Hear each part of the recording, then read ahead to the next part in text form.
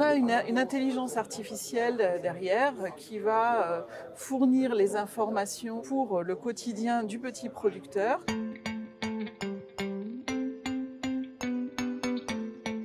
Véronique, quand on est un exploitant arboricole avec énormément d'arbres et on ne sait pas trop quel est le niveau de santé de ces arbres, ce qui permet bien sûr derrière en plus d'avoir des intérêts par rapport à des prêts ou des assurances. Comment on fait faire en sorte d'avoir ces informations-là? Et je crois que vous testez quelque chose en Tunisie justement. Oui, tout à fait.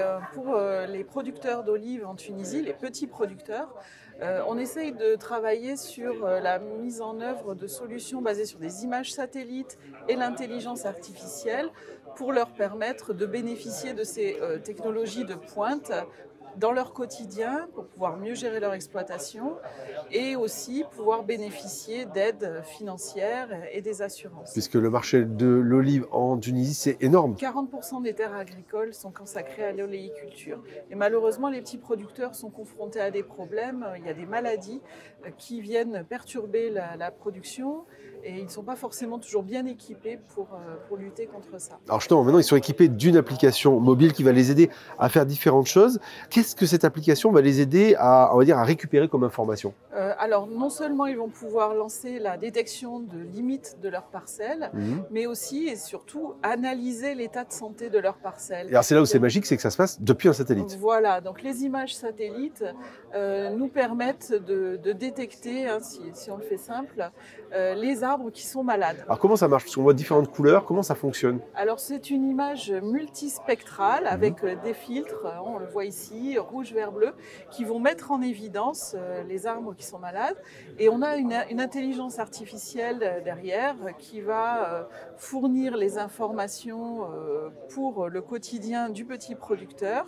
Et ça va donc se traduire dans son application par des résultats. Il va être alerté si par exemple une maladie est détectée. Alors comment ça fonctionne cette notion d'analyse multispectrale? Qu'est-ce qu'on voit? En quoi l'arbre permet de réagir à l'image pour faire en sorte de savoir qu'il est malade ou pas? Eh bien, la réflectance, en fait, permet de savoir si un arbre est malade ou pas. Si on a, par exemple, une sorte de brillance particulière sur les images, eh bien, c'est qu'il y a un problème. Ça veut dire que l'arbre n'absorbe plus de lumière, donc il en émet.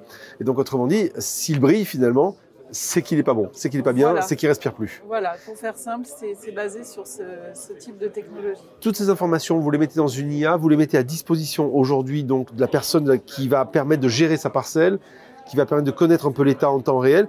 L'intérêt, c'est quoi? C'est de travailler aussi avec des partenaires? C'est ça, c'est tout l'écosystème qui va vraiment apporter de la valeur parce qu'on se doute que notre petit producteur ne pourra pas financer l'usage de l'application. Donc on s'adressera plutôt aux banques, aux assurances, hein, aux organismes qui sont intéressés par cette information à forte valeur. Ça peut être des organismes gestionnaires de parcs, par exemple. Ça peut être aussi, oui, voilà, des organismes d'État. Et donc l'application permet aux producteurs de partager les informations avec ces organismes.